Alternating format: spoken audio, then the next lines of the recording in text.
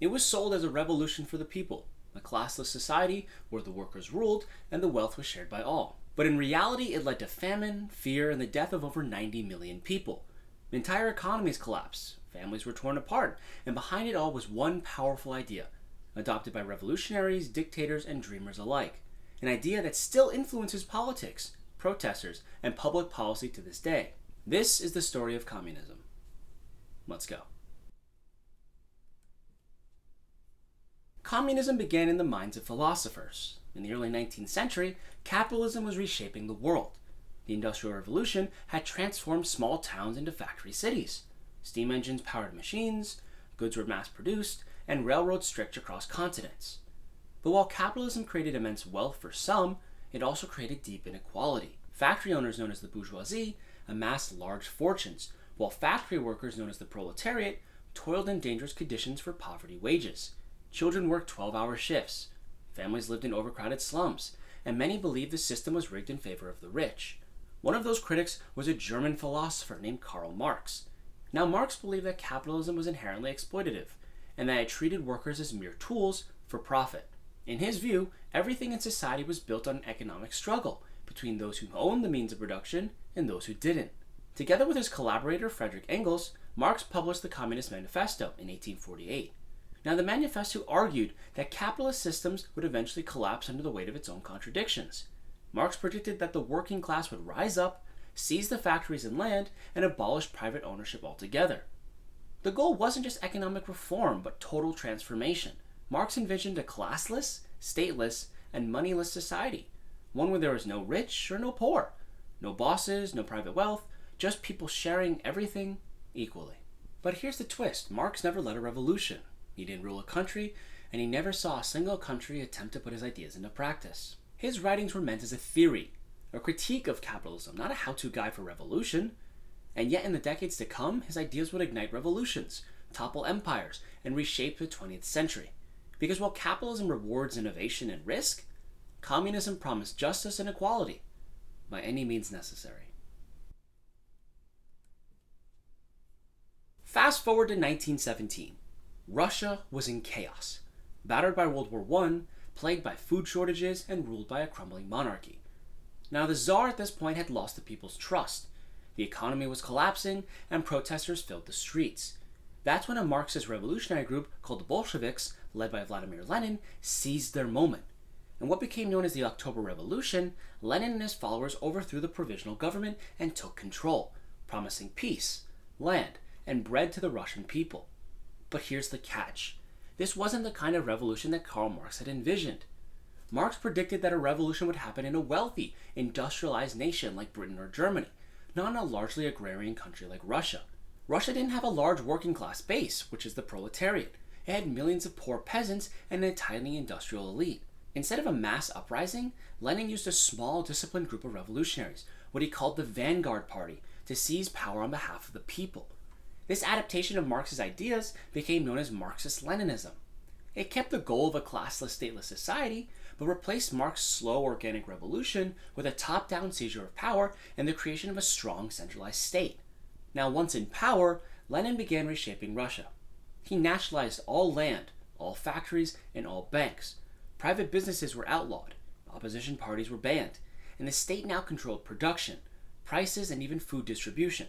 And in 1922, Lenin's regime officially became the Union of Soviet Socialist Republics, or the USSR, and the first state to be built on communist ideology. Lenin wouldn't live to see the long-term impact of his revolution. He died in 1924, and the power passed to Joseph Stalin, who would transform communism into something far more brutal. Stalin ruled with absolute authority. He launched aggressive campaigns of forced industrialization and collectivized farming, which triggered widespread famine, most tragically, the Holodomor in Ukraine, where millions starved. He purged political opponents, arrested intellectuals, and sent ordinary citizens to the gulags. Brutal labor camps spread all across the Soviet Union. By the 1930s, the dream of worker liberation had now been morphed into a totalitarian regime, built on propaganda, fear, and control. And yet communism continued to spread. After World War II, the Soviet Union emerged as a superpower and exported its ideology across the world. In China, Mao Zedong led the Communist Party to power in 1949, launching radical programs like the Great Leap Forward and the Cultural Revolution, which together caused tens of millions of deaths.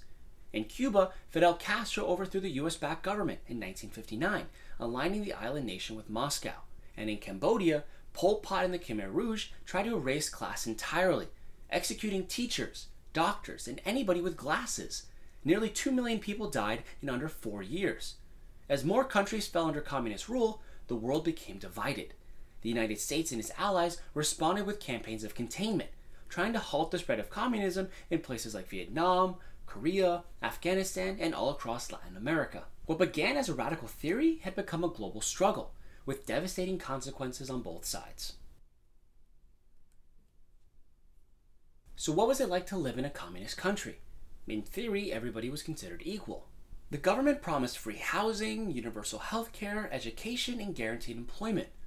Poverty and inequality, they said, would be relics of the capitalist past. But in reality, the system struggled to deliver. Daily life was marked by shortages, surveillance, and strict government control. People stood in line for basic goods, like bread, soap, and toilet paper. Cars and appliances could take years to obtain, and a culture of scarcity became the norm. There was no freedom of the press, no independent courts, and often no way to question the system. Speaking out, or even being suspected of criticism, could cost you your job, your freedom, or even your life. In Mao's China, the Great Leap Forward aimed to rapidly industrialize the country, but poor planning, forced collectivization, and fake production reports led to the deadliest famine in human history, with an estimated 15 to 50 million deaths. In the Soviet Union, dissent was met with exile, imprisonment, or execution. The KGB, which was the state security agency, monitored basically everything, so speech, media, and even art. And in East Germany, the Stasi was one of the most feared secret police forces in history, keeping tabs on almost everybody. Even private conversations weren't safe. Homes were bugged, phones were tapped, and trust was hard to come by, even within your own family. To many, the promise of equality came at the cost of individual freedom. The state provided just enough to survive, but it demanded total loyalty in return. By the 1980s, the cracks in global communism was becoming impossible to ignore. The Soviet economy was stagnating, plagued by inefficiency, corruption, and chronic shortages. Citizens in Eastern Europe were increasingly restless, demanding reforms and greater freedoms.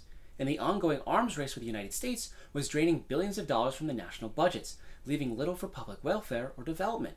In 1985, Mikhail Gorbachev came to power and introduced reforms like Glasnost and Perestroika, hoping to modernize the system. But instead of saving communism, the reforms accelerated its collapse. By 1989, a wave of revolutions had spread across Eastern Europe. In country after country, like Poland, Hungary, Czechoslovakia, and Romania, communist countries fell with shocking speed. Then on November 9, 1989, the unthinkable happened. The Berlin Wall, the most infamous symbol of Cold War division, was torn down by protesters. Crowds surged across the border. East and West Berliners embraced, and the Iron Curtain was falling. Just 2 years later, in 1991, the Soviet Union officially dissolved. It was the end of the Cold War and the collapse of the most powerful communist state in history. The age of communism as a global superpower had come to an end, but its legacy would continue to shape world politics for the decades to come. So is communism gone? No, not quite. In China, Vietnam, North Korea, and Cuba, there are still communist parties in power, but they've all taken different routes. China, for example, it's still a communist state with strict political control, but it's embraced some capitalistic ideas. Meanwhile, the ideas behind communism, like wealth redistribution, collective ownership, and anti-capitalism, still continue to influence debates today in healthcare, education, and wealth inequality. Communism was one of the most powerful ideas of the 20th century. It inspired revolutions, it built empires, and it left behind a legacy of both hope and horror. To some, it was the only path to justice, but to others, it was a failed experiment that led to suffering on a massive scale. But, love it or hate it, communism changed the world. And with that, I'm Evan, and thanks for watching. If you liked what you just saw, then click on the video here. Also, if you haven't, like, subscribe, and hit the bell icon so you don't miss any future videos.